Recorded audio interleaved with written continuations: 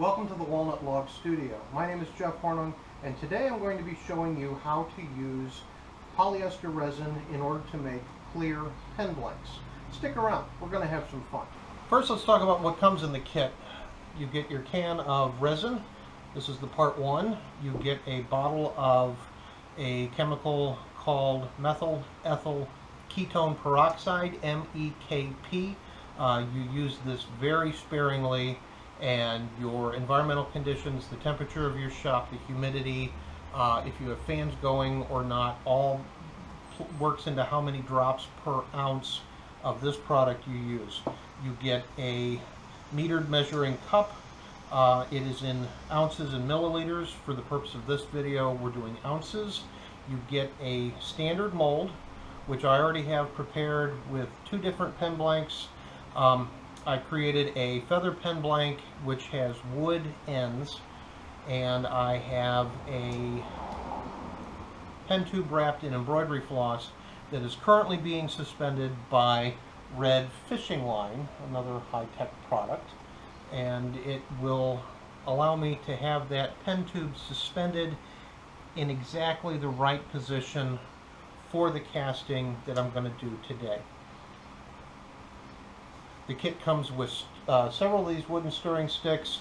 There is a bag of various size stoppers, both black rubber and cork.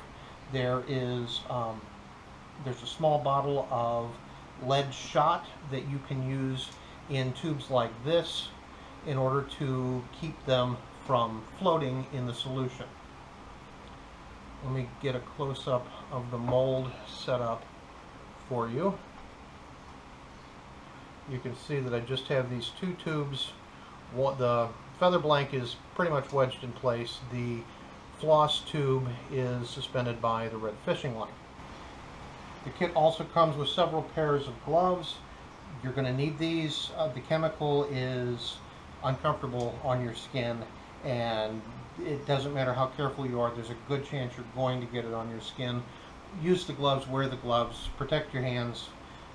Use mineral spirits for easy cleanup. If there is a spill, I've got my work area covered in just several layers of newspaper, being held down at the corners by blue painter's tape because I have fans running. I don't want anything being flipped up into my resin solution.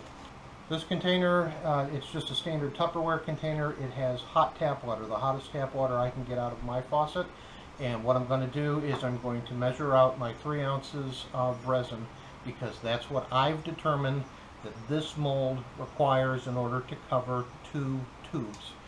Before you start casting, before you start measuring, make sure you know how many ounces of liquid need to go into your molds, because every mold is going to be different.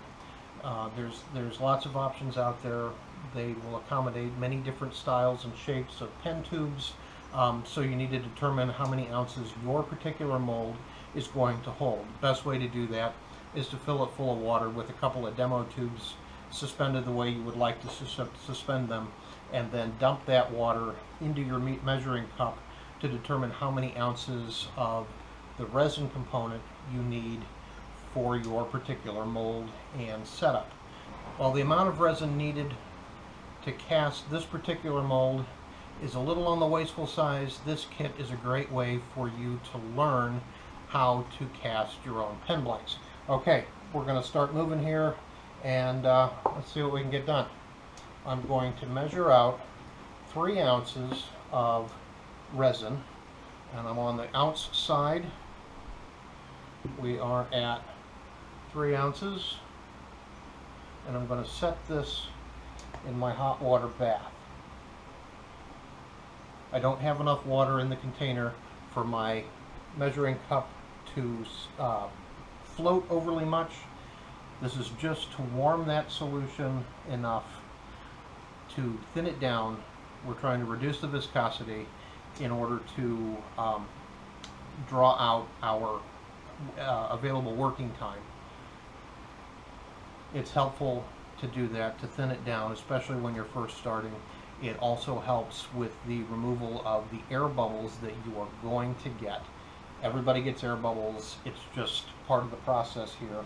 And we have another high-tech device, a standard wooden toothpick that I will be using to manipulate and move bubbles out of the way as this solution sets and the air is released.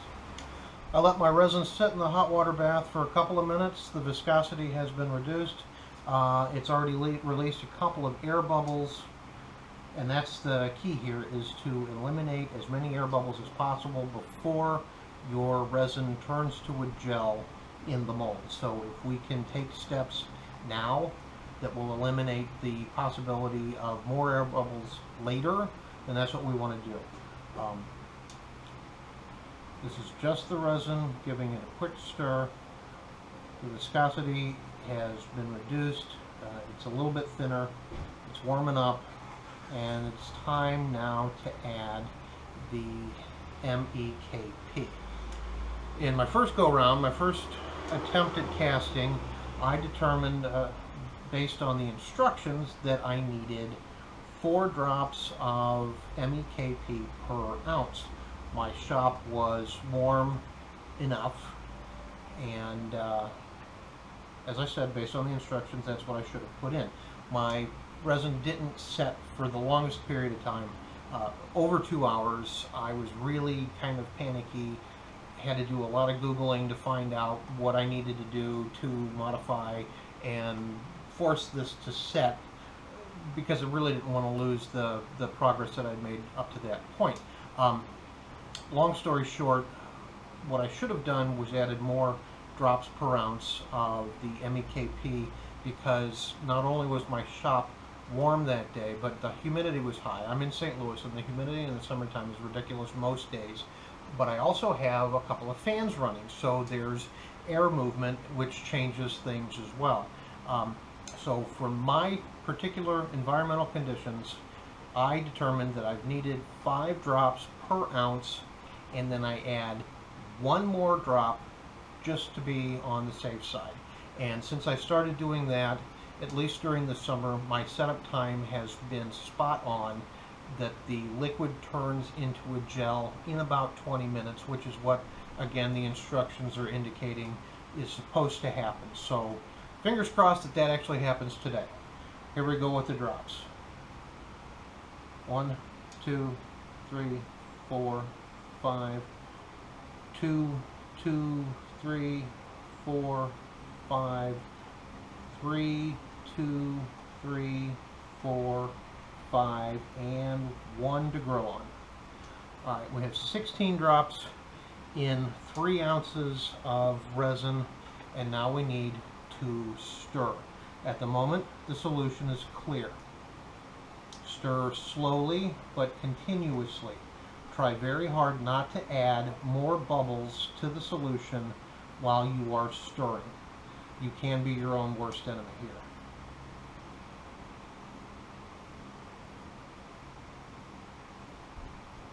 For some reason, this particular combination of ingredients turns the clear solution into slightly green, slightly yellow. There's a little tint to it. I have talked to the manufacturer. This is perfectly normal. There is nothing wrong with my chemicals. Other resins and other combinations of chemicals, if it changes color, that's an indication that your mixture is off, or your components have aged to the point of not being as viable. But for this particular set of chemicals, this is perfectly normal. This is exactly what you want it to look like. And it gives me an idea that I have mixed my solution properly.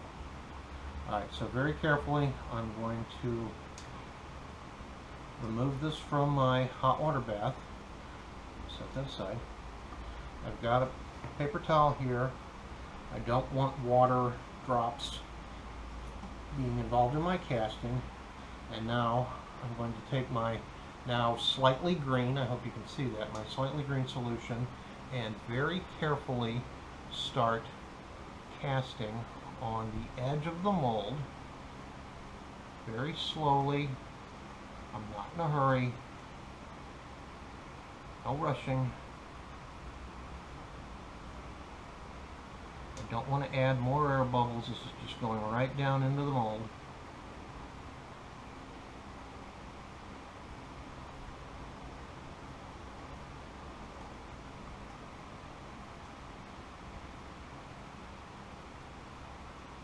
Very slowly. Alright, there's a couple of bubbles already starting to be released.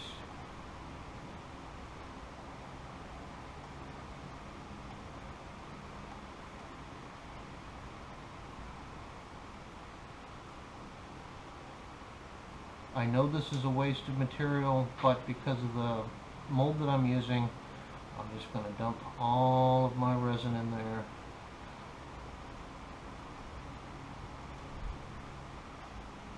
And there you go. Alright, now I'm going to take a little mineral spirits,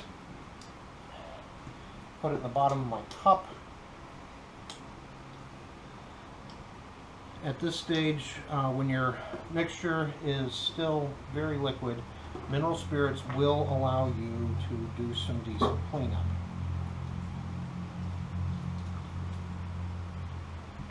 The downside to that is mineral spirits does not cooperate very well with these particular gloves.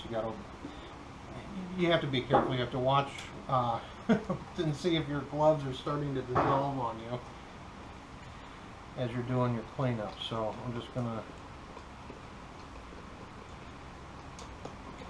stir that around in there. That'll help me clean up later. Let's get that on the way. Alright, now it's time for the very tedious part.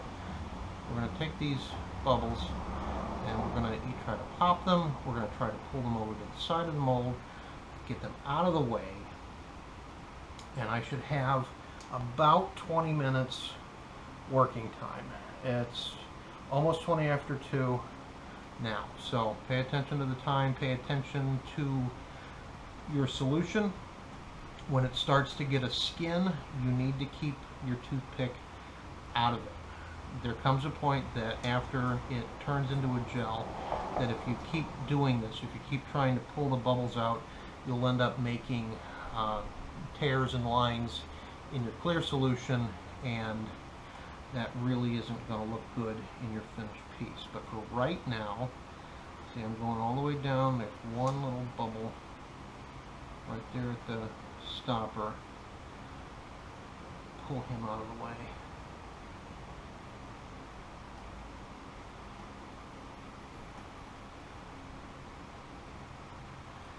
I've seen some people that they'll bang on the table a little bit to encourage some of these bubbles to pop out of there.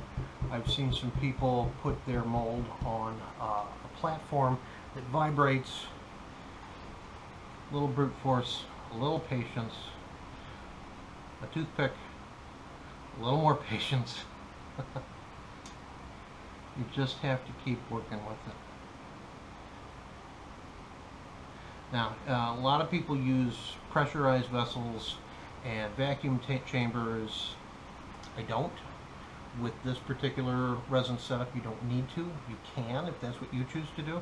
I decided that for cost effectiveness and simplicity, mostly because I really don't have the space in my shop to add a pressurized system.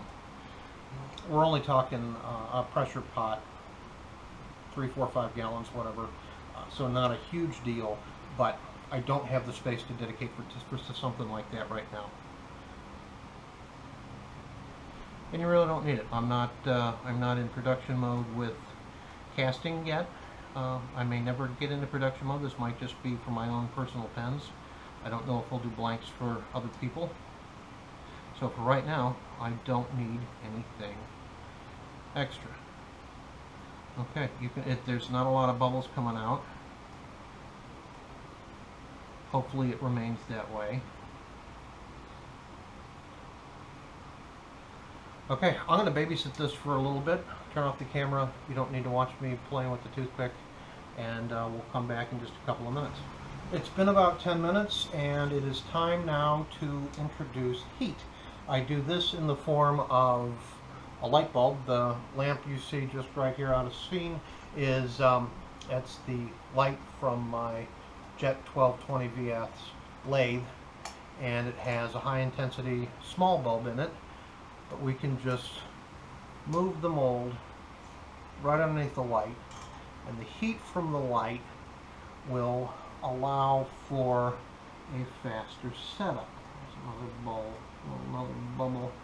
I can see right now that it's getting close to skinning over, and I'm not seeing a lot of other bubbles pop out. I'm really happy with this. The blank with the feathers took a bit of time to put together, and I really hope that that turns out well. While we wait and see what happens, I'm going to go ahead and clean up my mixing cup the rest of the way, get the rest of the resin out of there, and I will keep babysitting the bubbles. You just need to be patient. You're going to have bubbles. They're going to pop up. Most of them you should be able to eliminate without too much trouble, but be prepared to have some thin CA on hand when you're turning your blanks, because you might need to use that to fill in the bubbles during the turning process. Anyway, we'll be back in a couple of minutes. Okay, the resin has flashed over to gel, and I got some bubbles trapped in here. There was a pressure release right at the end. This is the downside to not using a vacuum chamber or a pressure pot, that and the fact that this proves that I did not have the ends of my tubes properly sealed, so the air that's in the inside of the tube was allowed to come out. But of course it happened right when it flashed over to gel, and there's not a thing I can do about it. I cannot put my toothpick in anymore. It's very thick, and if I put my toothpick in there, there won't be enough liquid to fill in the holes that I'm now making. We're done. It's over, and I will have to deal with the resulting bubbles here at the later on when I'm turning on the lathe. Not a huge deal. I do not believe that there is anything that has been permanently damaged. It's just a little aggravating that you go through this, and of course it had to be the feather blank, which is the one that I had the most time in setup on, but it's just kind of the way it goes. Unless you have the money and the space to invest in the pressure pots, you have to go with this method, and even the pressure pots are not foolproof. And then you add in the added extra excitement of if your seal goes, if your valve goes, if you have too much pressure or not enough pressure. I've seen all sorts of other people posting where they've done things in their pressure pot, but it completely turned into a totally bubbled over mess just because they got one of their steps wrong as well. This is one of those things where luck does play a part into it, that you can take all of the steps and do it right every single time, and you still end up having a little bit of bubble issue down the road. Anyway, I'm going to shut off here and let this continue to set, and we'll wrap up in a little bit.